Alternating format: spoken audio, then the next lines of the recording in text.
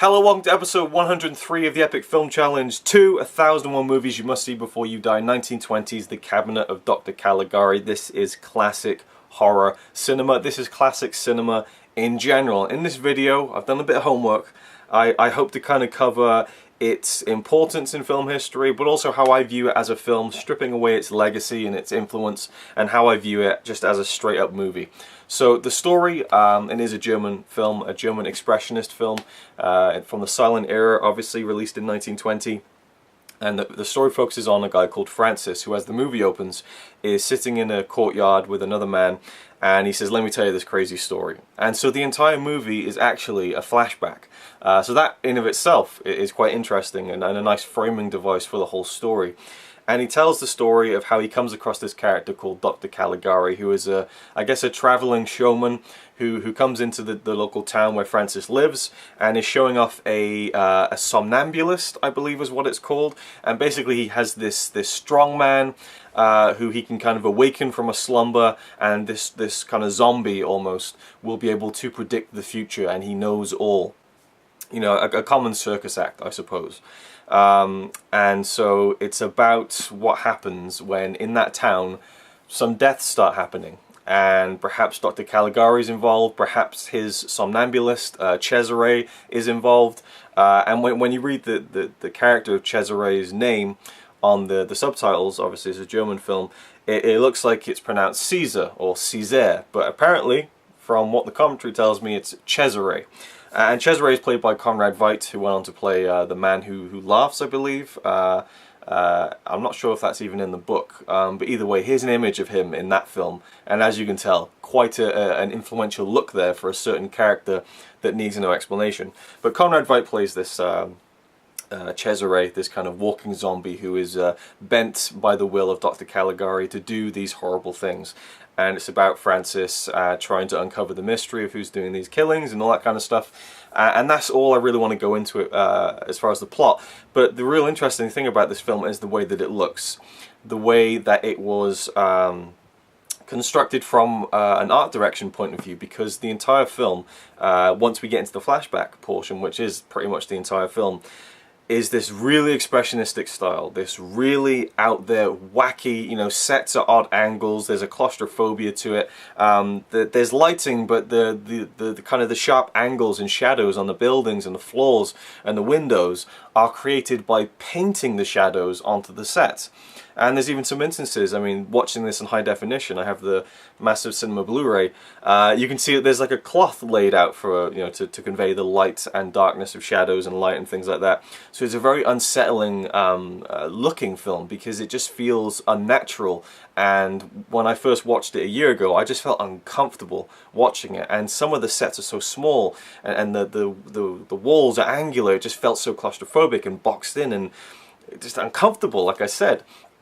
But it's kind of the key selling point of the film, I think, is the way that it looks, and it has these iconic moments and sets up so many tropes that have gone on to be done over and over and over again. And people have mimicked this film, they've taken inspiration from it. I certainly would be incredibly surprised and even confused if I heard that Tim Burton had never seen this film. You know, that certainly seems to inform some of his style that he has created over the years. But obviously it is an expressionistic style, and it was something different. And when this film came out, it was a smash hit. It was a blockbuster. And I find the production behind this film to be really, really interesting. So I'm going to get into it a little bit. There was these two writers, Hans Janowicz and Karl Mayer. Now, Karl Mayer went on to write films for F.W. Murnau, including Sunrise, Four Devils, and I've read both of those scripts, and I really love his style of writing scripts. Very expressionist and very, like, you know, less is more. You know, like bold capital letters, just like, you know, really get into the heart and the meat of what every scene should be conveying. It's a different kind of screenwriting that Karl Mayer would do, and obviously Murnau really liked it because he kept bringing him back. But this was early on in their career. I'm not even sure if they'd written any films before, but Hans Janowicz and Karl Mayer got together and created this story, created this film, and they sold it to a producer, And it's interesting that the link between these writers and the producer was made by a certain Fritz Lang, another kind of icon of German cinema. And at this point he was like an up-and-coming filmmaker. He hadn't quite become the superstar that he was going to be when he would make films like Metropolis and so on. But Fritz Lang kind of bridged that gap, and they sold the script, they sold the story, and they hired a director, Robert Wiene, and they made the film. It came out, it was a smash hit, blockbuster. It ran for 4 weeks in Germany, and the only reason they took it out of cinemas was because other films were booked in. It was that successful, they brought it back in the spring. In 1921 it went to America, and it was kind of the first German film to kind of get out there and get the American audiences seeing these films from Germany and getting them becoming fans of it and stuff, and that kind of imported more films. And there was a deal made after the First World War where Germany would now accept American films back in again under the proviso that they could send German films out there. And in 1921 the American audiences, or I'm not sure if it was the movie, the studios, they campaigned to stop the release of Caligari because they didn't want it to take over any of the American films. And so, but it eventually was released in 1924. It hit the UK. It was massive there. It played throughout the 20s, throughout the 30s. It was everlasting, and people loved it. And it's interesting to me because as you get like 10 years removed from it, 20 years removed from it, 30 years removed from it, people started writing books about it, including Hans Janowitz, the writer, including other people who may or may not have been involved. And everyone has their own story on where this film came from, where the style of the sets came from, where the framing of it being a flashback came from. And the writer Hans Janowitz would say that, you know, the design of all the sets and the expressionistic thing, that was in the script. And then someone found the original script and it wasn't in there. But, you know, you could still argue that he might have suggested it outside of the written word. A producer who apparently, by all accounts, saw this as an opportunity to make a quick buck. He thought, you know, the sets could be made cheaply, and he would take a gamble and market this as a kind of mystery thriller and hopefully make a bit of money on it. But he didn't think that it would be this masterpiece. But then later on, he said that, well, of course, I thought it was going to be a masterpiece. I saw. So there's always all these conflicting stories, you know. And then there's Robert Wiene, the director. You know, word has it that he was not a fan of the expressionistic style of the art direction in the film, and he found it uncomfortable. But yet, his later films, he kept returning to that style. So why would he do that? If you said there's so many conflicting stories about who is really behind everything to do with this. Apparently the writers hated the ending, and the ending to me is what makes the film. But they weren't very happy about it, apparently, and they even said that their film had been raped. That was the word they used. So it's a very interesting production history on the film. And there's also a popular theory, I suppose, or maybe not a popular one, but one that's talked about a lot at least, whether people agree with it or not, and that the whole film is a kind of political commentary on the First World War, and that Caligari, this guy who is controlling Cesare, he is kind of the government and the military, and he is getting, you know, the mindless grunt, the soldier, to carry out his bidding, and how evil that is, you know. And I guess I could see where they're coming from with that. And then there's also, you know, with these early German films, everyone tries to try and link it to Hitler and things like that. And oh, obviously it was there to kind of show you the Nazi. And I don't know about that. So, needless to say, I think that the story behind the film is very interesting. I listened to the commentary. That's where I got most of that information. Very interesting, and it kind of opened my eyes about the ending a little bit too. But my enjoyment of it, I enjoyed it more this time round. It does drag a little bit, and again, I watch really long silent films that don't drag. I suppose it's just the uncomfortable feeling I get watching this film, because it is so closed in, and there's this artifice to everything, which it's supposed to be. But I don't like it, you know. It makes me feel uncomfortable, and I'm going to keep using that word, uncomfortable, because that's how I felt while I was watching this film.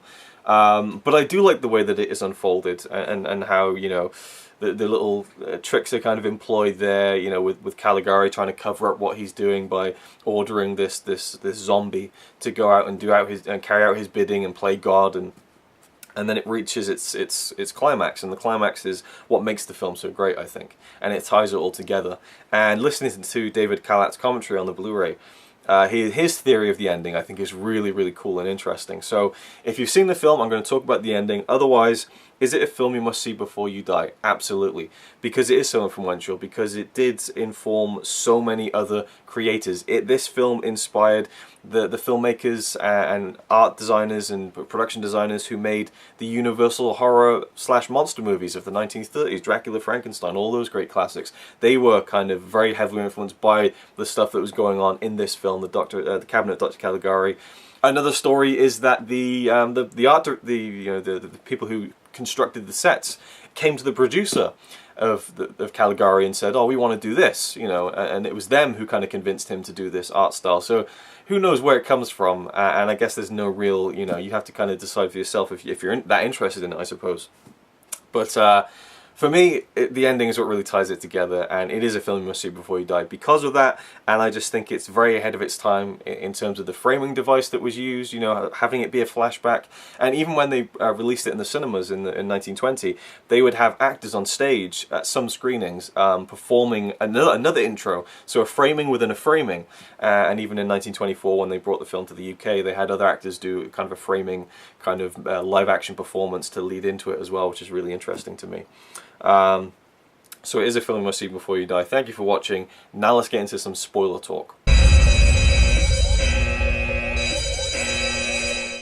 So the ending of the film, Francis is kind of, he basically uncovers the fact that Dr. Caligari is actually masquerading as Dr. Caligari. He is actually the head of a local psychiatric facility.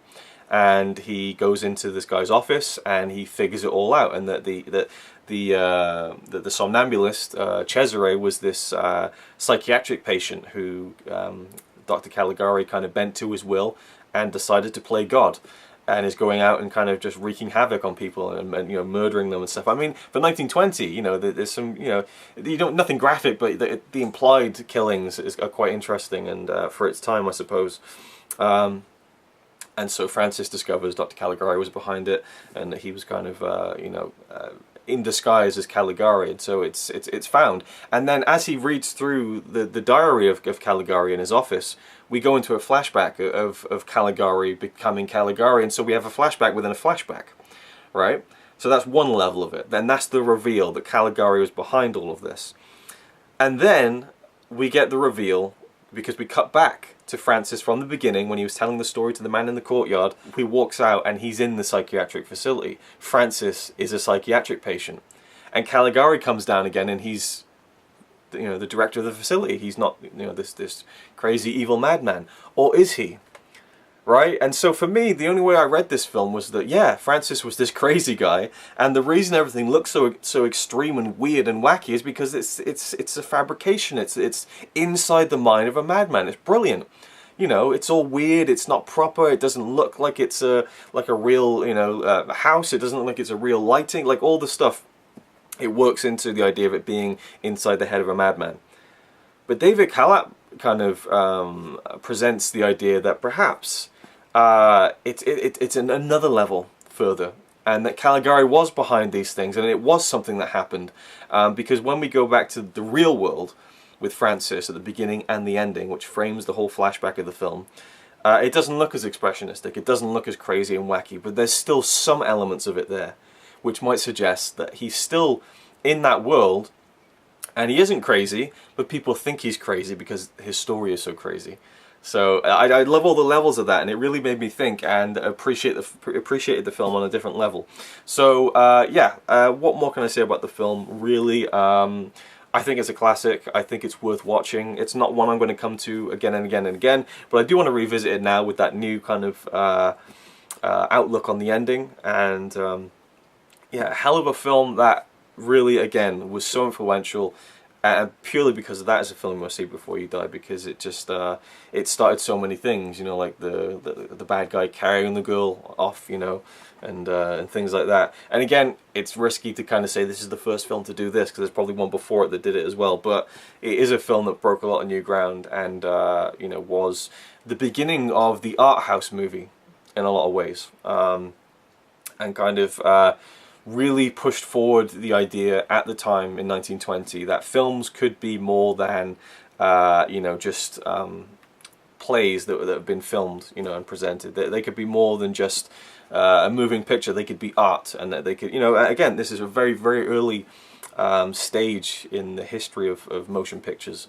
And certainly you can go to D.W. Griffith earlier than that, who was making great films, but this definitely challenged the idea of doing films differently, not just doing, you know, I mean, filming in sets. You know, after this film, you know, the German film you know, industry were like, well, I guess we don't need to go outside and film. We can just make, you know, sets of outdoor locations like the courtyard in this film.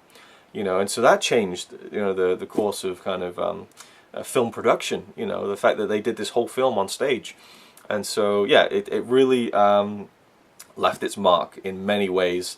And yeah, I had to throw this in there and throw in another silent film for this horror month. So hope you enjoyed. Let me know your thoughts on the film, and I'll see you in the next one.